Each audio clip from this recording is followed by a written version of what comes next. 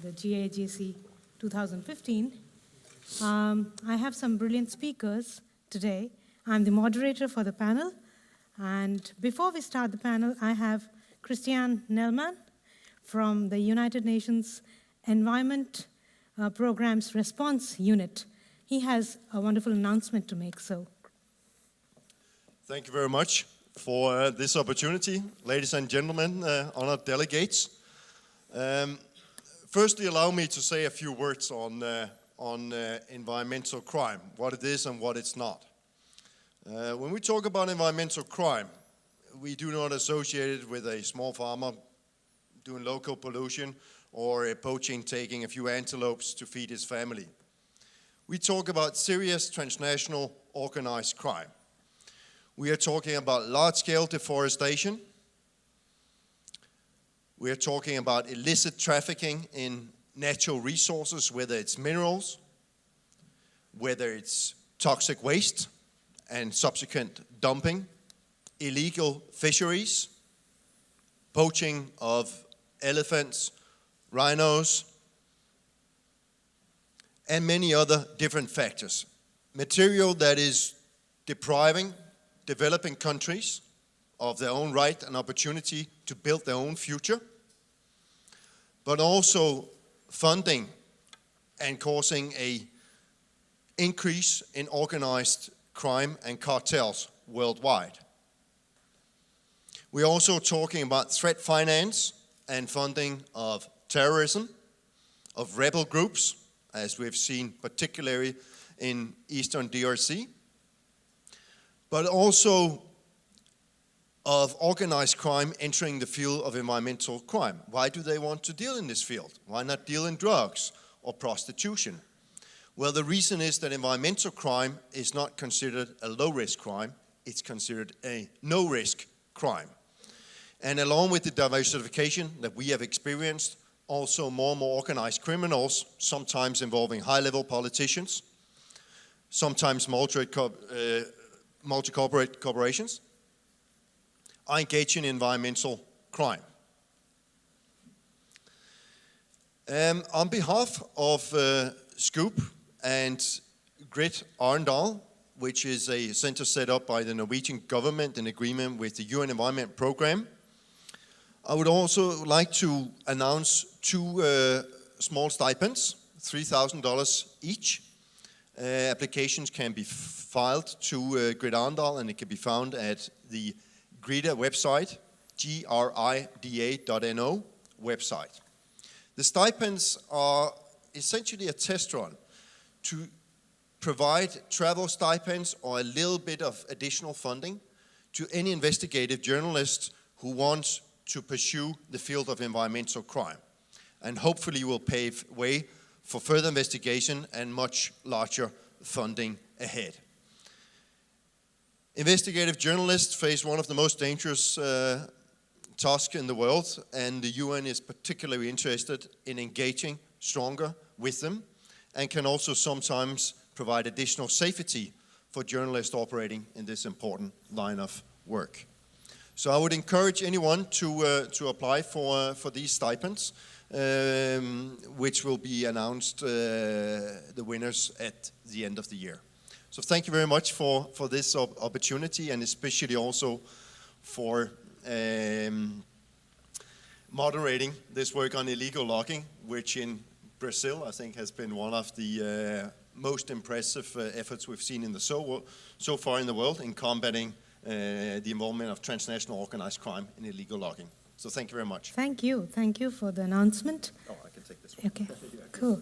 And yes, we will have some brilliant presentations on illegal logging from some great reporters here. So let me, sir, without much ado, invite our panelists for today.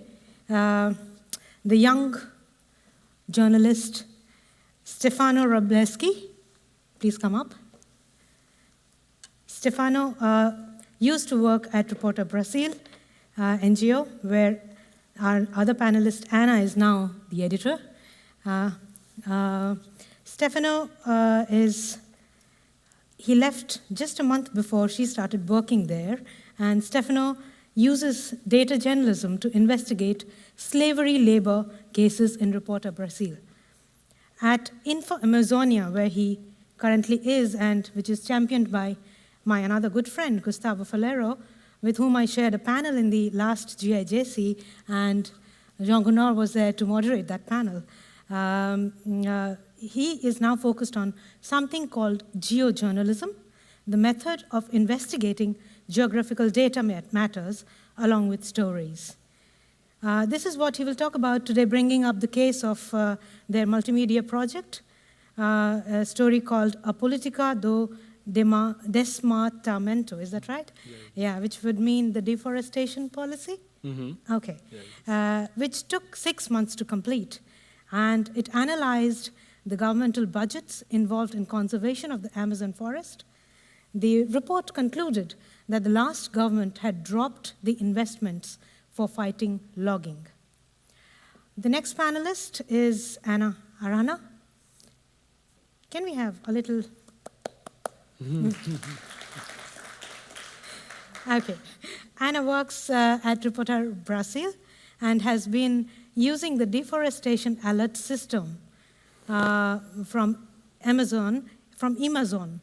Yeah, that's the Brazilian NGO, and other layers that are available in Global Forest Watch interactive map, such as the Landsat. Anna started covering illegal logging in the Amazon in 2011 when she went to a region known as the frontier of devastation in the western Brazilian Amazon. This place is abandoned by the government, where settlers are killed if they refuse to let illegal loggers steal their trees. Her story won an Environmental Journalism Award in Brazil. Anna has also done a lot of investigative reporting on the impacts of large-scale hydroelectric power plants under construction in the Amazon. Some of it resulted in a book and a documentary and a series of stories. As of now, she's conducting a series of investigations on deforestation and illegal logging in the Amazon based on satellite images. She identifies the most sensitive areas where loggers are robbing trees and then goes there to figure out what's happening. In her last trip to the sensitive areas, she followed an illegal truck filled with tree trunks all the way from the indigenous land to this sawmill in Sao Paulo. Is that right? No, the sawmill is where they cut the wood. Okay, so she, back in Sao Paulo, she has been tracking the international supply chain of this enterprise. And tracking supply chains is sort of Repórter Brasil's area of expertise. Anna says she's lucky to be in journalism with the coordinator of this team of a small but very qualified team of reporters. Next up is Patrick Dunagan. Okay.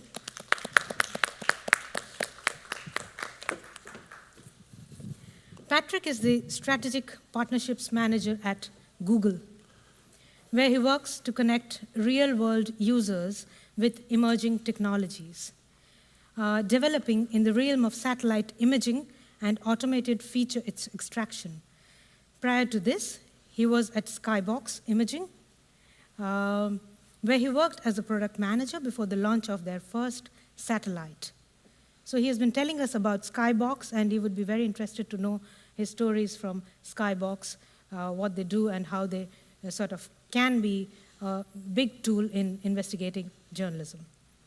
Google acquired Skybox in the summer of 2014, and previously Patrick was a captain in the United States Marine Corps, where he served as an intelligence officer and scout sniper platoon commander.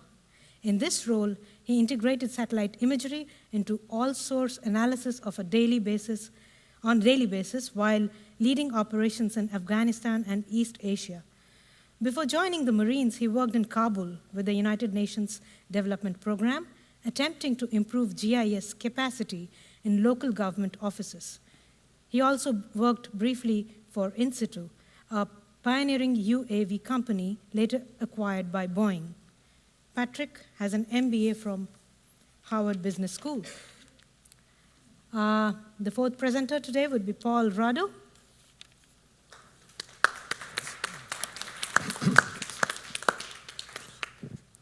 Paul is the executive director of the Organized Crime and Corruption Reporting Project, all of us know about that, and a co-creator of the Investigative Dashboard concept of visual investigative scenarios visualization software, and of the RISE project. You'd be telling us about the RISE project a bit, would you?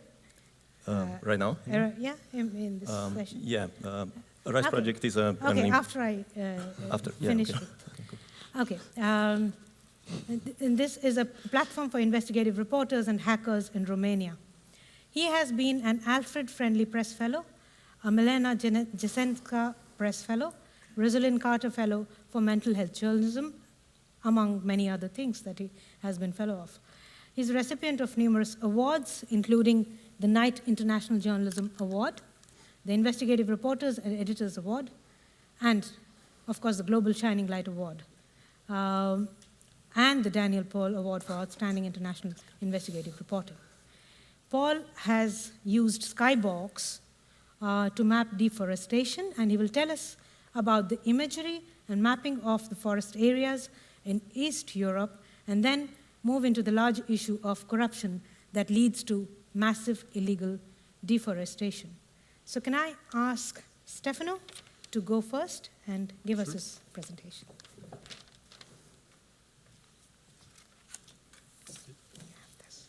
Okay. So, good afternoon. So I'd like to start by talking about the Amazon. So the first thing that I would like to highlight is the Amazon is a region that has 300 indigenous ethnic groups, and it is in an area of about 6.7 million square kilometers. So it's more than the area of the European Union. This huge area is distributed among 9 countries. And the Amazon is one of the most biodiverse biomes in the world. So with these topics in mind, we started asking ourselves how we could develop a way to show all of this information on the Amazon on a good way for our readers, so that we could improve public perception of issues in the Amazon region. So we first, at InfoAmazonia, started by doing a deforestation map on all 9 countries of the Amazon. It's 3 layers of data, and as you can see, it covers all over the Amazon, but with official and not official data on deforestation. Then we started to do something like this. It's a map or a timeline-based map on fires in the Amazon, like, as you can see. In a daily basis, we used NASA data to show over 2 years where were the fires in the fire spots in the Amazon. So the result was this. Later, we tried we started to correlate different types of data with deforestation. In this case, it's a forced labor data, and we are using for this official data of Brazilian government, organized in a municipal level on amount of people rescued by the government over the last 10 years. That is what you can see there on those red bubbles. And the yellow ones are deforestation. So we started combining these, right? So Another example of this was the protected areas on top of Deforestation Map. So we used officially delimited protected areas and indigenous lands for all 9 countries. And so we could this way start to tell stories and to raise awareness of some of the most important things and subjects on deforestation on the Amazon. All of these led us to have today more than 12 gigabytes of mapped data solely about the Amazon. So this is aggregated in more than 30 maps nowadays. But then we started to aggregate stories, and this is what we call geojournalism. It's like I told you in the beginning, we are aiming to improve public's perception of issues in the Amazon region. So we are now using maps as baselines to gather stories and data sets. We now have 2,000 geotagged stories, like timely news and reports of the endangered Amazon in 3 languages from ourselves and partners. We now have a network of organizations that delivers updates from the 9 countries of the forest. So in this example here, we can see an indigenous land, which is Marawat that have been invaded over the last years by local farmers who are setting fires on their territory.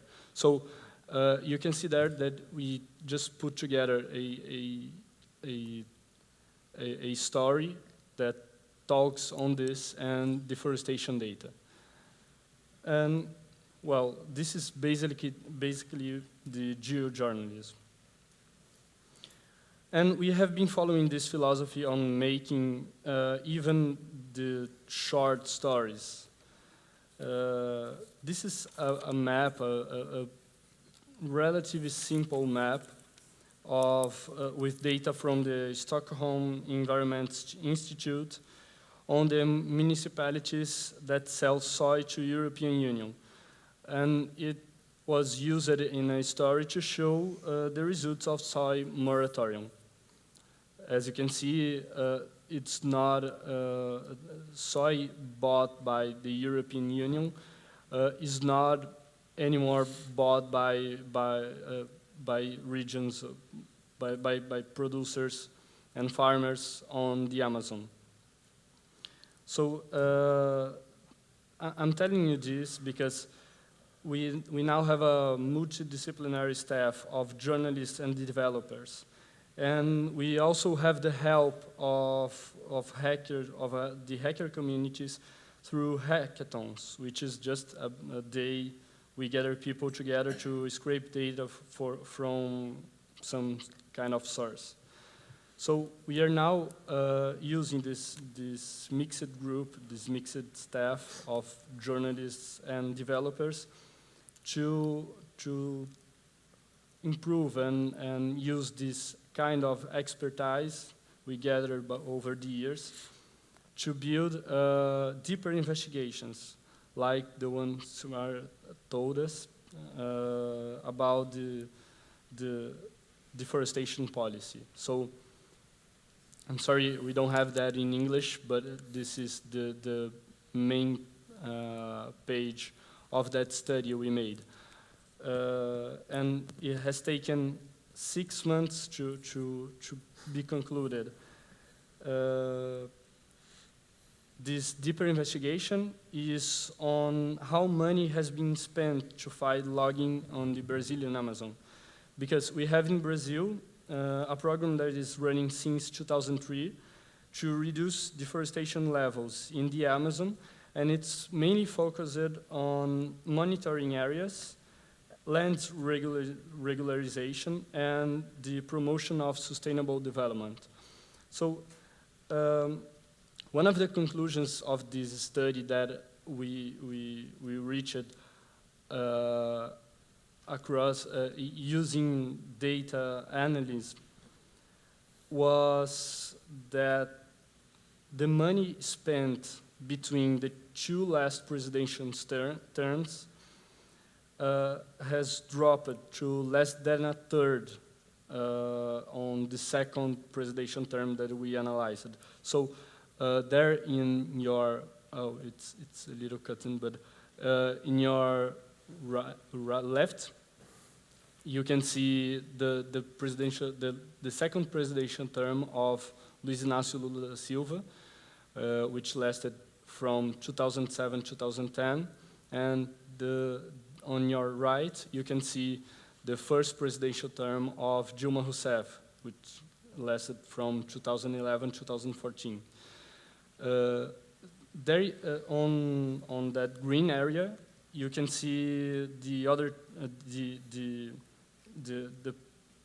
the budget on sustainable development that Brazil intended to spend to promote sustainable development on the Amazon. The red area are for monitoring and environmental control, and the blue area is for land regularization. So you recall that last week, I think, or the week after that, Dilma Rousseff made a statement at the United Nations on ending deforestation of the Amazon in 2030. Well, we got very skeptical with that statement, mainly because of this, right? So how could she expect the end of deforestation in 15 years with this drop on budget to fight against illegal logging? So people ask us, what are the impacts of your work? So for this investigation, we just got the government disagreeing with us, with our conclusions, and a promise to make another study to oppose ours, but they never did such a study. And all major newspapers in Brazil wrote about our conclusions, so this was very important so that the environmental subject reached a broader audience and influenced public opinion on this.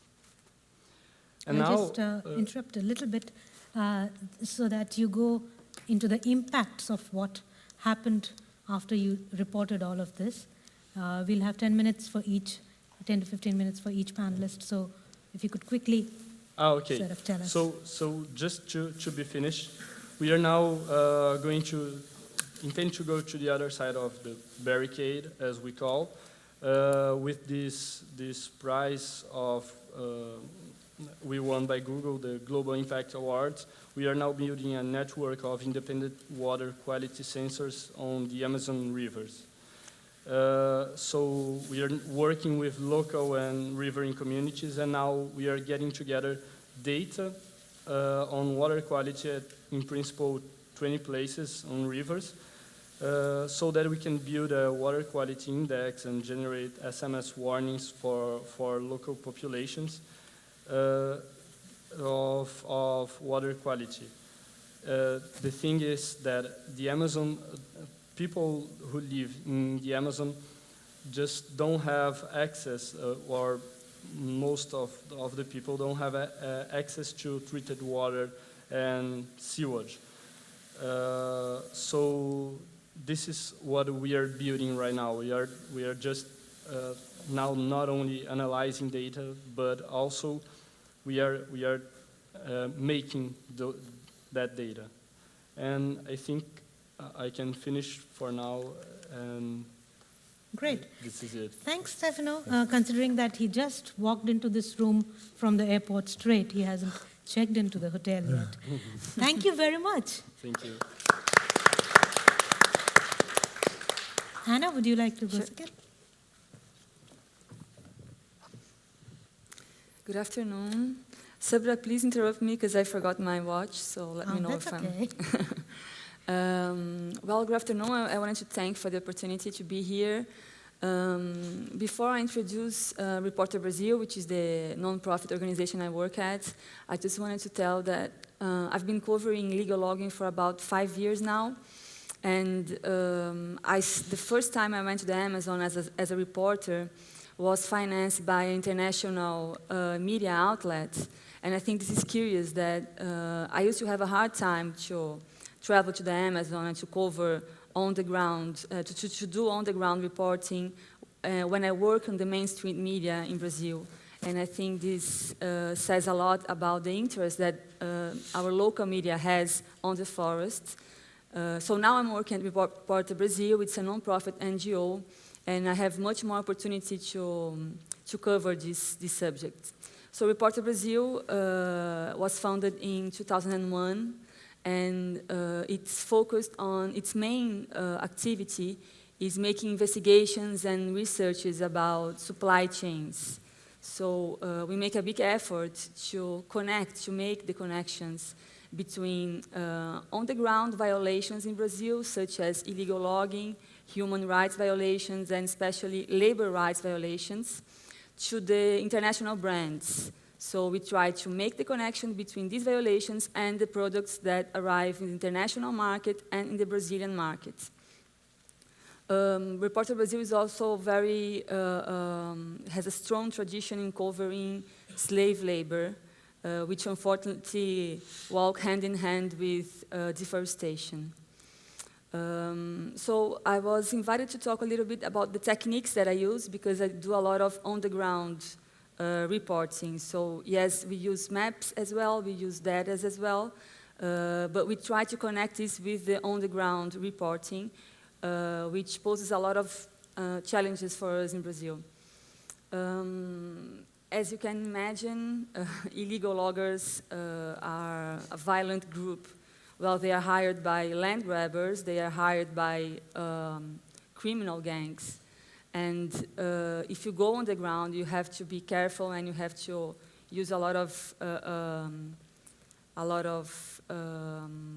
have to plan yourself in advance in order to be safe on the ground. So as Subhra said, one of the investigations that I'm working at now started on a trip to an indigenous land. So I went with a photographer and a local fixer, and we rented a very old car, dusted car, and our plan was to go into the indigenous land and from there follow a timber truck all the way until it got to the sawmill. The sawmill is where they treat the land, where they cut the land. And then back in São Paulo, we would investigate the supply chain of this sawmill. So the first thing we did was that we planned a whole day of interviewing local settlers around the indigenous land, but we would tell them that we were writing a story on medicinal plants. That was our cover story, in case the loggers stopped us in the road and asked questions.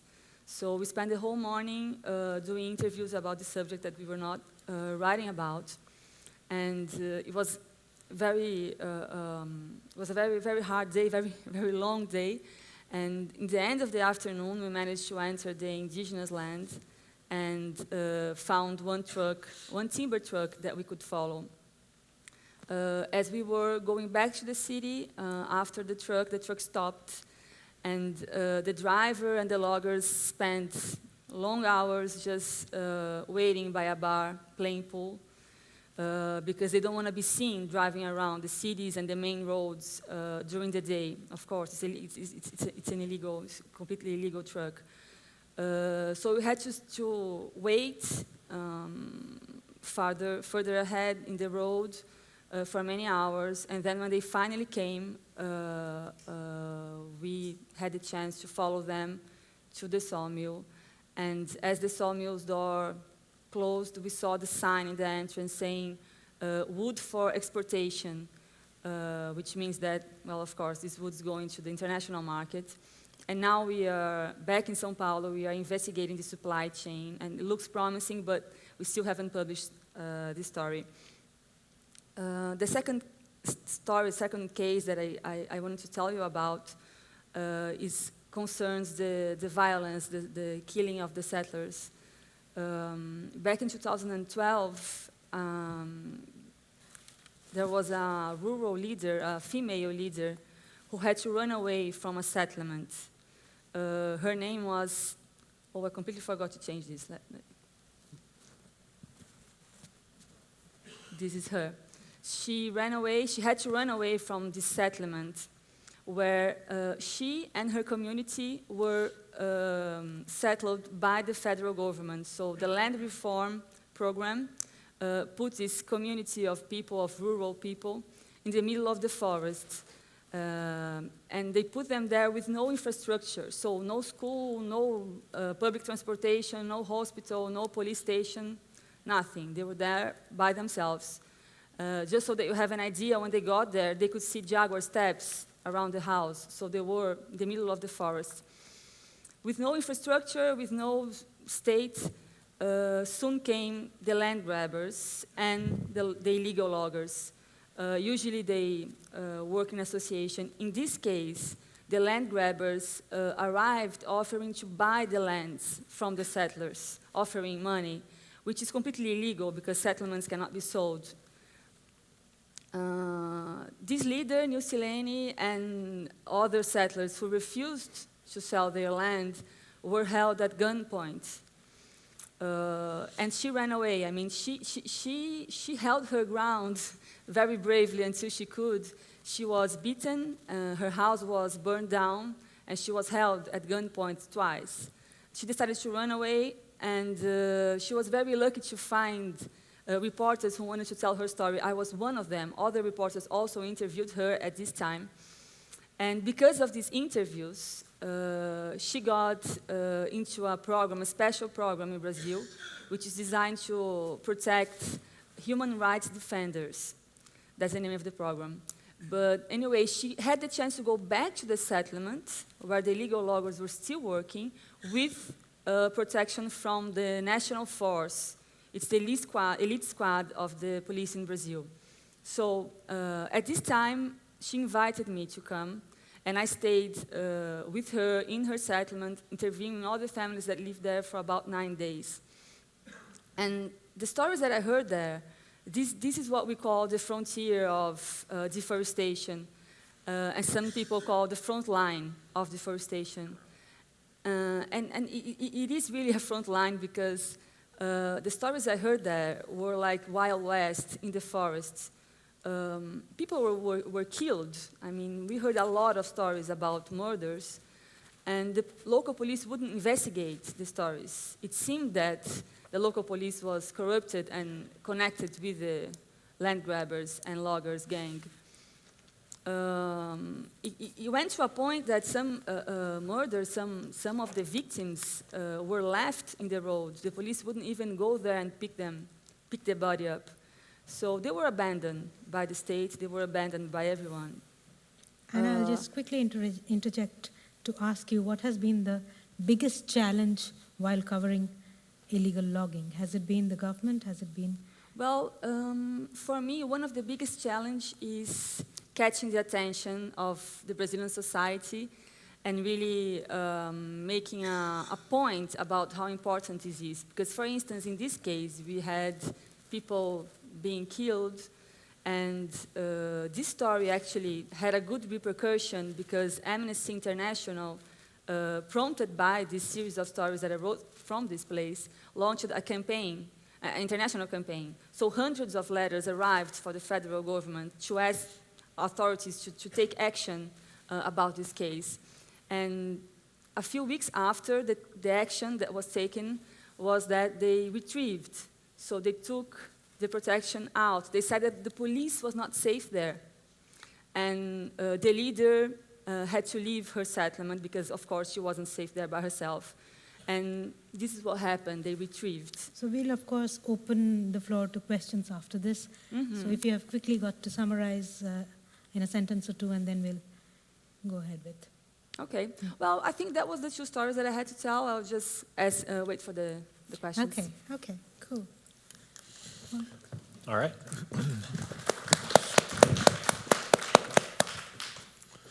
So my name is Patrick, and I'm not a journalist, but it's awesome to be here. What I'm going to talk about is a capability that Google is currently building that's definitely relevant not only to illegal logging, but environmental crime and environmental tracking in general. A little bit of context, as you may have mentioned at the beginning, I work at Google now. I was with a company called Skybox that got acquired about a year ago by Google. And we work with satellite imagery. We build satellites, we launch them, we manage them 24/7, and we're trying to change the way that people use satellite imagery and the way that you can extract information from it. Before jumping into this, though, a little bit of background on me. So as she mentioned, I was in the Marine Corps prior to being at Skybox, and before that I was with the United Nations working with an economic development project in Kabul. And one of the things that got me very interested in this company is using satellite imagery on a daily basis with those jobs and seeing how little data there was easily accessible and how hard it was to access that imagery, especially any sort of timely imagery. So Skybox is trying to change that. A little bit of background, what we're trying to do from Google's perspective is that there is an enormous amount of data currently available in the secondary and tertiary sectors of the economy. So in service-based parts of the economy or in manufacturing, but when it comes to the base of the economy, when it comes to mining or oil and gas or timber, there's a huge gap of knowledge and a huge lack of transparency into those industries. And so we're trying to create a capability to address that. At Skybox, as I mentioned, we actually build the satellites ourselves, and so you can see one of our satellites there. It's about this tall, so about the size of a dorm refrigerator or so. Completely manufactured there. We build all of our own parts. We launched our first satellite in 2013 out of Russia and the second in 2014 out of Kazakhstan. So this is an image here of the second satellite launch off of a Soyuz.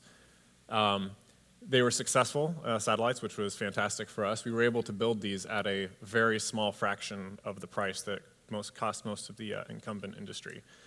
For reference, these are high-resolution satellites. There are only 7, aside from our satellites, there are only 7 commercial high-resolution satellites in orbit today. We have 2 additional ones we've launched, and we're going to be launching another 11 next year. The impact of that is going to be to change how frequently you can get images of places around the world. A year ago, Google acquired us, and with their technology and funding, we're able to push forward in this project at even a more accelerated pace than we were planning to before. Talking briefly about the technology here, on the left, the satellites enable us to collect images on a much more frequent basis. Leveraging Google's tools and systems that they've already built for YouTube and Street View, what that allows us to do is to actually analyze the activity and the features that are in those images and make those accessible to people in a much more streamlined manner than what's possible today. So this is another side effect of our capability. So this is a full motion video. We're going over the Burj Khalifa. I'm not sure how well you can see it in the light, but we're also the first imagery satellite to do full motion video from space. One of the cool side effects of this, you can see as the satellite passes overhead, the angle on the Burj Khalifa is changing, and the reason why is because the satellite's moving, so collecting on different angles. This is relevant for environmental reporting because you can then back out and do some 3D models on the sites you're measuring. So if I could just go forward one more. This is a video of a mine in Turkey, but doing some analysis, and this was just the first week that we got acquired by Google. You can get some pretty interesting insight into the site you're looking at. And so as you can imagine, this was just week 1 at Google, and we've been there for about a year. So what we're really pushing on now is economic activity. So what you're seeing here is time series images. What our constellation of satellites is going to enable us to do is look at thousands of sites around the world on either a daily or weekly basis and monitor the economic activity that's happening there, allowing people like you to have much more granular insight into the activity that major companies are happening. And this is really data that hasn't been available in this way before. So if you zoom in on part of this, you can see the large parking lot there. It's a Toyota import lot. plugging this imagery into some of Google's tools allows us to track the activity happening there over time. So if you can track the amount of imports and exports of vehicles there, of course, parking lot activity, things like that, as well as container counts, railroads, and ships. So all this is an interesting capability. Working with Paul at OCCRP, though, we've been able to pilot a couple test cases of using this technology to get insight into economic activity and illicit companies. So Paul's going to talk more about this a little bit later, but one of the things we were looking at is area characterization and illegal logging. So this is a site in Romania. And in tandem with actually monitoring the forest itself, one of the things that's unique about Skybox and our capabilities at Google is actually to monitor inventory changes. And so we were also looking at the inventory at one of the relatively nearby warehouses or production facilities there to monitor the change that's happening over time. Right now, with only 2 satellites in orbit, we don't have the density of data to do really rigorous analysis between the two. But hopefully within the next year or two, you'll be able to correlate the specific deforestation in the trucks that are there with trucks in inventory at a specific facility, allowing you to more easily make that link. Another one we're looking at is maritime activity, and so this is Port of Constanta, also working with Paul, and so doing vessel identification at these sites, allowing us to potentially confirm or deny AIS activity, as well as get more granularity into the cargo of those sites, or cargo of those specific ships. So yeah, so that's what we're working on right now. Also, the inventory piece is interesting in the oil and gas sector as well. You can monitor oil inventories for crude with the floating lids of the tanks and get some more insight into that. By midpoint next year, we should have this sort of data on at least weekly, possibly daily basis for hundreds of sites around the world. At Google, definitely want to emphasize this is early days for the technology. We think that we're going to be able to make this available on a large scale, probably toward the end of next year. The delay there is just engineering uncertainty, and of course launching satellites has always had some risk associated with it. Focused on making this capability available globally. We're not going to be biased in terms of what companies we're monitoring or not. And then also, we're very much committed to open access to this. So obviously it costs a great deal of money to launch satellites, and we'll be using this capability commercially. But we're also committed to making it accessible to people like you. And so as we move forward with this, and you're interested in this capability, especially thinking over the long term, feel free to reach out, and we're happy to discuss trial access to this. And one other point, just in terms of privacy, the nature of our imagery, the imagery is only good enough to see vehicles, like personal vehicles are the smallest feature we can see, and we can't characterize this specific type, and that's a very intentional choice on the technology side. We don't want to play or challenge anything in the privacy space. We're looking at transparency for economic activity. That's about all I have, and I'll hand it off to Paul, I think, next. Thank you. Now to Paul, who has actually used the technology to his benefit. Yeah, thank you, Patrick.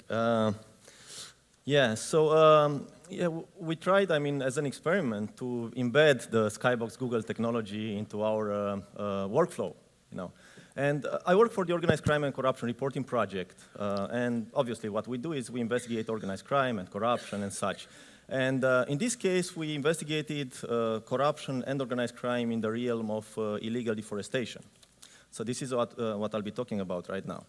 What we did was we used satellite imagery that was provided by Skybox, by Patrick, but then we employed all the usual investigative techniques and these are pretty, I'd like to say, pretty advanced techniques when it comes to tracking down the people, tracking down the money, tracking down the company and all that. So I'll run you through this a little bit. So what you see here, is obviously an image provided by Skybox, and this image was provided at intervals in time. And we could match there, see there, deforested areas, And in this case, it was a real short span of time, It was a matter of weeks, And there was quite a big difference between the image that was taken, somewhere in the beginning of January and the image that was taken in the end of January, So we could see clearly, that this area, and this is an area where we have this national park in Romania that is protected. Apparently not. So there was, this illegal logging occurring there. Now, as Patrick mentioned, we didn't just look at the forest itself. We realized that there's an economic chain there. So these, the trees are cut there and they have to be transported somewhere else. So we identified some of those sites, and this is one of those processing plants that Patrick was mentioning as well. And we tried to get imagery from there via Skybox. Now, this is not a problem that occurs only in my country, in Romania. This happens all over Eastern Europe because what we realized investigating this issue was that there's an integrated business there, and some of it is illegal, So this covers Ukraine, this covers Romania, this covers, Austria, this covers, the Balkans, all. Many areas where you still have forest, because in Eastern Europe, there's a rapid pace for deforestation. Okay, so this is, one case that we studied is a big Austrian company that operates all across Eastern Europe, and we analyzed their supply chain from the forest, from deep in the forest, from those guys that we heard, from Aranha in Brazil, those violent guys, they chase you when you go there, and try to kill you, all the way to the users of the wood, all the way to the factories processing the wood and so on. What we found in this case was that the Austrian company actually fomented, fed this system where you have lots of what we call termites, lots of small illegal loggers. People with just a few devices in the woods, they would cut, a few square kilometers, but then all that wood would be gathered in one place. So if you have hundreds of these or thousands of these, then you get huge volumes of wood. Now, this would usually be what you see in this image here is companies, is companies based in Romania in this case, and you see the volumes that of wood that they cut there. But what we found out was that lots of these companies were actually financed in the first place to get established by the Austrian company itself. So they basically created this integrated chain where they would supply people with money to be able to buy, the tools to cut down the trees, and then, all this would go in a loop. Now, as you see from these infographics, I mean, the volumes of wood are quite big there. And we also divided that into amounts. And this, was due to the fact that we work with a lot of public information, but we try, of course, to, find whistleblowers that could feed us with more information. And what we got in the case of this investigation was all the contracts that the Austrian company concluded with companies all over Eastern Europe. So we're talking about, thousands and thousands of deals, with the money attached to it, with the volumes of wood, with the names of companies, and all that. What we also found while investigating the illegal logging is that it goes deeper than that. There's an ongoing fight for the forest, for the ownership of the forest. This is just a chart of one of those ownership schemes, which is illegal. And this involved actually very big names. We're talking about, big surfaces of forest, again, in my country, in Romania, that were illegally acquired by a group that is now under arrest. They are charged with corruption, they are charged with organized crime. It's called the Enigma Group, because they would gather in this bar called Enigma. They would gather there and put together, these illegal businesses. Now, they first sold, huge surfaces of forest to the investment fund of the Harvard University. So Harvard bought the forest, and at some point, the prosecution in Romania arrested the representatives of Harvard in Romania because they were involved in illegal business. What happened next? We reported on this, and it helped actually that we worked on this with Harvard Crimson, which is the Harvard University's newspaper. It's a small newspaper, but with huge impact if you publish there, And what happened was Harvard sold this forest, for much less than they acquired it in the first place, to a company from Sweden called Green Gold. Now, when we analyzed the ownership of Green Gold, we found out that some of the people involved previously with the Harvard fund were actually in the board of Green Gold, of the Swedish company. After we reported on this deal, they sold it on to IKEA. This is new, this is from this summer. So, but what's interesting, if you look at this, it's that they always know that there's a big case looming against them, So all the contracts between these entities contain a clause that if third parties would start an action against these purchases, if we're dispossessed of these purchases, then the seller needs to repay us, needs to give us the money back. So they kind of ensure themselves that, if the Romanian state does something, that really does something about it, they can go again, IKEA against Green Gold against Harvard, and so on. Now, this is a document, of one of the companies, Green Gold companies in Sweden, where, what we found was this kind of system feeds corruption inside Romania quite heavily.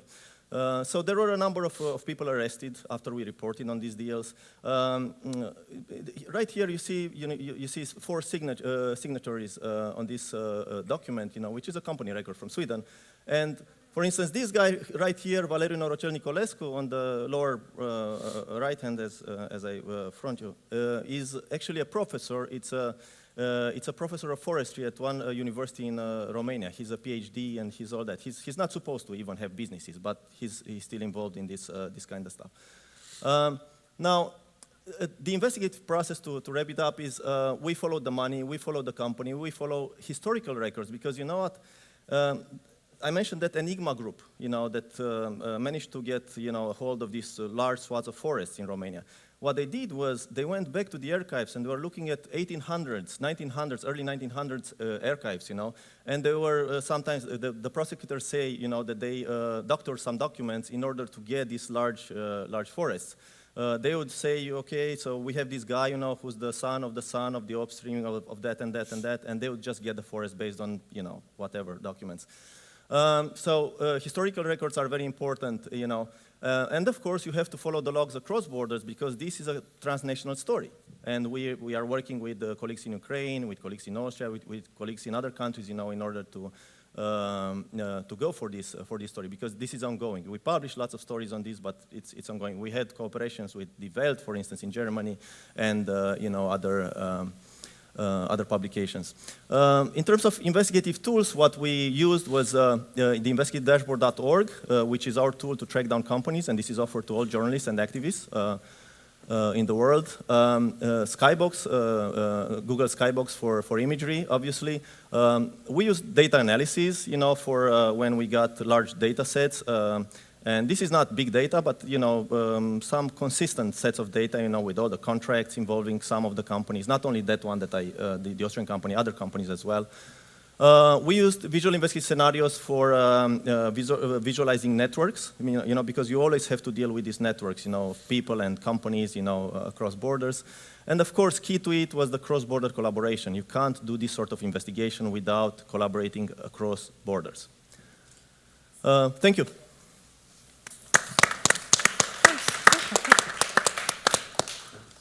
Thank you, Paul. So we all know that covering environmental crimes is tricky business. It's not just about following the money or digging out the historical records. It's more to that. It's got a human face to it. It's got sociological, political, economic, all kinds of impacts attached to it. So we now also know that satellite imagery is not the only way to get there and figure out what's happening around us in environmental crimes. We know this brilliant set of reporters and, of course, the technologists among us have shown us that we can use other tools as well to get there. So I'll now open the floor. The panelists are here to answer your questions, if you have any. Right there. Subhra? You'll get a mic right there. This question goes to Anna. Anna, I'm Shujai Gupta from the Herald newspaper in Goa, India. You see, the land where I come from, or the state where I work in, also has similar concerns as yours, and large parts of Goa is getting illegally deforested. Now, the question that I wanted to ask is the deep nexus between government and people who illegally fell trees and forests and destroy. In Goa, for instance, we have large hotel projects coming up where people in the forest department of the state collude with the perpetrators of the crime and declare large parts of forest areas as non-forest areas so that felling can go on. Have you felt that the same thing happens in your part of the world, where the government and the illegal perpetrators collaborate and this nexus, unholy nexus, works its way into the system? You mean if they work together? Well, not officially, of course, but behind the scenes, yes. Yes. In some cases, we've had police investigations about this, and it has been revealed, it has been exposed that some local governments employees were working directly with land grabbers and loggers as a criminal gang. So this is not something that is institutionalized in Brazil, but in a few cases where the law is not being enforced, there are a few people who associate with these gangs, especially in the state of Pará, that's the east of the Amazon. We've recently had a big investigation involving, I think it was the head of the environmental agency, who was connected, apparently, is still under investigation, but who was apparently connected with the illegal logging scheme, a very large illegal logging scheme. So, yeah. Just one quick question. Was any action taken against him? Did the government act against him? Did he face any kind of punishment? Is that for me as well? Yeah, yes. Yes. Well, they are being investigated now. Of course, all these employees were let go and they are being investigated. Usually what they do is they let these people go and they put others in their places, but we don't see them going to jail for a long time. So there's a very strong sense of impunity in these illegal logging associations. Any other questions? Okay, so I would like to ask the panelists, as I asked Anna, what has been the biggest challenge for you covering illegal logging in the Amazon? Stefano, would you like to tell us what challenges do you face on a daily basis covering? Okay, since we mainly work with data, and Brazilian government data, I mean data to build maps and stuff, and Brazilian government data is pretty good on this, but we lack of this kind of data for other countries in the Amazon. Also, for political interests, we have some problem on publicizing those data, right? So from time to time, they change the schedule of publicizing this data according to interests on improving or getting worse on deforestation field, right? So maybe. Okay, so the periodicity of the data is what you mean. Frequency of data generation is an issue for you. Yeah, for Brazil, yes, but for other countries, the lack of official data. Right. What about you, Patrick? Sorry, Paul. Well, I mean, the real problem is that this is a huge issue, you know, and we need more investigators. Right. So what we are trying to do is we were organizing these workshops for activists, you know, forest activists, and to try to empower them with these sort of tools that we're using, because you know, activists are very vocal and obviously very useful, but very often they don't have enough information to build their case on, and it just flies with the first wind, you know. So what we're trying to do is to have more, to create more investigators that could go on the ground and investigate and take imagery and follow the money. So, for instance, the contracts that we got for some of these companies exploiting the woods, you know, there are thousands and thousands of names there, names of companies, names of people, you know. And all those needed to be tracked down in various regions of Romania, because some of these were mayors, local mayors, some of these were families of local mayors or forestry officials and all that. And we can't possibly go to all these places, you know. We're talking about, you know, thousands of places. And so that's one of the main issues, the lack of investigative reporters. Right. Another issue that I come across when I speak to data journalists and technologists who are involved in creating data, like geojournalism, is somewhere are we losing out on the human face of covering environmental stories? Do you think that's a case? Are we concentrating more on procuring data and getting it out there rather than concentrating on who's getting affected and the face of that story? At times, do you feel that?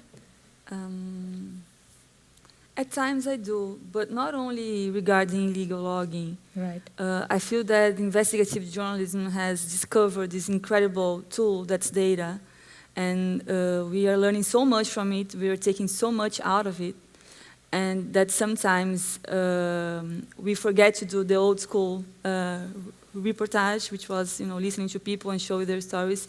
And I think that the ideal is the combination of both. Right. How about you, Stefano? You feel the same? You're just starting off.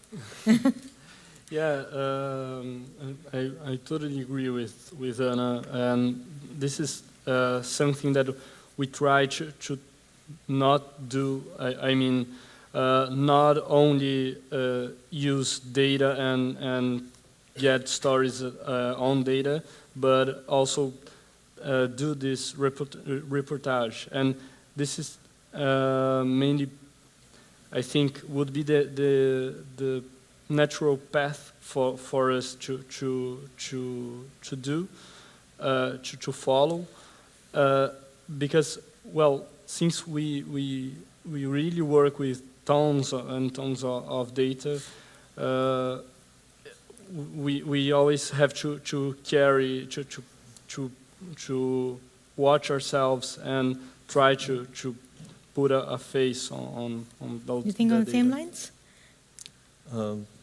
Yeah, well, I mean, investigative reporting is about the people, you know, so you go, you know, from the overview and from the imagery of skybox, you know, and you go to the people on the ground, you know, and so you'll accept the human angle.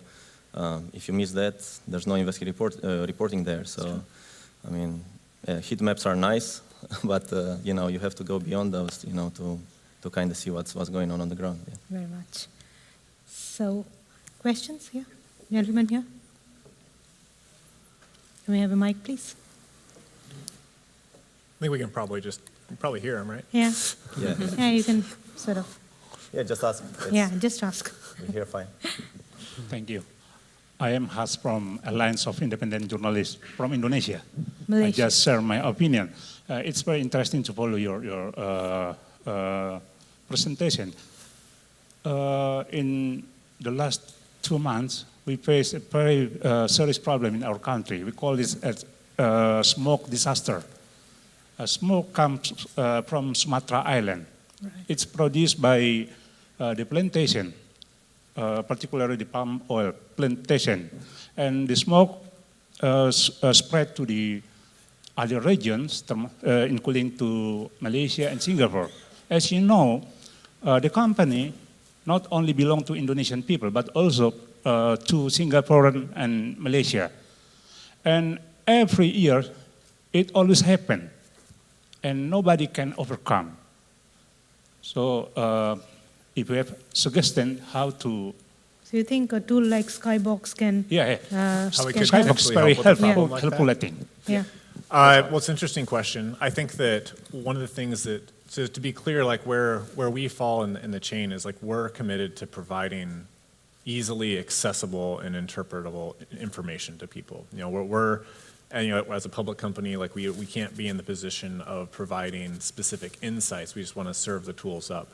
When it comes to, we have looked at the possibility of quantifying, smog levels or smoke levels for certain locations. Like it's an interesting indicator for all sorts of economic activity. It is a tricky one though when you're looking at really wide areas like that.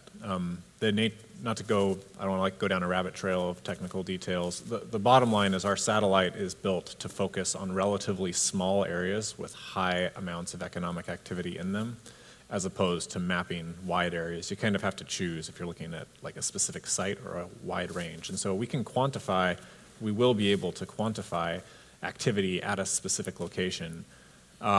Using our technology specifically is probably going to be tough to link that with, smoke levels in Malaysia or somewhere else. But we want to serve that up and make that available for people to look into it. And if hopefully, like Paul was saying, we can get a lot of data, but finding those correlations, that's something that we're going to rely on a lot of other people to do. And so.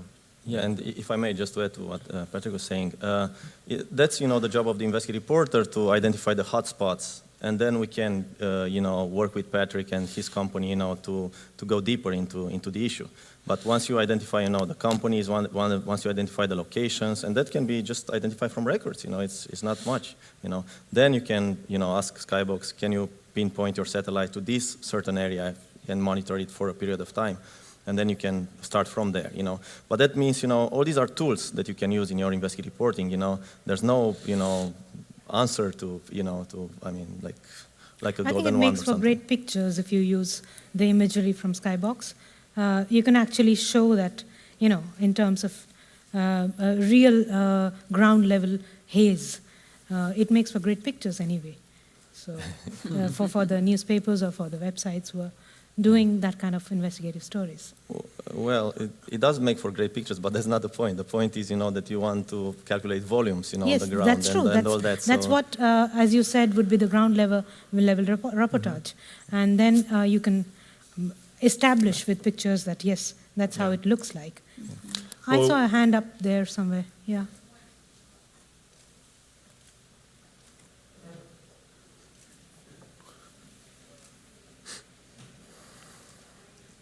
Hi, I'm Riikka Kaihovaara from Finnish Broadcasting Company. I've also done some reporting on illegal logging in northwestern Russia, and the wood also went to IKEA. This was in 2010. But my question was, what I found interesting, especially in Paul Radu's presentation, was that it was the very small companies in the field level operating. And this is the same case in northwestern Russia, that it's not IKEA or the bigger or the Finnish Stora Enso or UPM 10. It's the small ones. And what is interesting is that when you hear a word organized crime, you think about, very big, rich people who gain a lot. But especially in the case of illegal logging, the criminal work done in the field is by very small companies, small people. And they might be like poor workers at the very same time. I think it's the same in Brazil. The truck you were following, the people working or driving in the truck, they were not like hardcore criminals. They were like desperate people in a desperate situation. Isn't it so? I mean, even though they are financed by the bigger company, they still might have been in a very difficult situation before they started to do the illegal logging there. How do you deal with this question? Yeah, well, there are two levels here. You're right. There are what we call the termites, these small, loggers. And that's because this business is tied to the place. You cut the forest in the place you are, and you have access to the forest. And that means villages, that means, people that are strong locally, and you can't have a different organized crime group, enter, and take over. That's just impossible because you can't, go over the locals. But what we're seeing lately is this attempt to consolidate. This is when I was mentioning, that Romanian politicians were involved in corruption when it came to the forest and in this ownership of the forest. We saw really high-level MPs, being engaged in, getting, grabbing, large surfaces of forest. So in this case, it didn't go through, because we reported, because the prosecutors investigating, because of a sum of factors. Activists were very, very good in this, stopped them and all that. But I see this trend, so people are trying to control more and more. And once they, own these surfaces, we've seen situations when people were just kicked out of their lands, because what happened was they were getting back forests that were taken by the state in 1945, but you know what? From 45 up to now, there are villages that popped up there. There are new places, new houses, and all that. And people were just kicked out because now this is my forest, which used to be a forest years ago, and now maybe it's just some land, in some places. So there's, you're right. There's the small organized crime, local, but then there's an attempt, especially from politicians' side, to coalesce and to get more.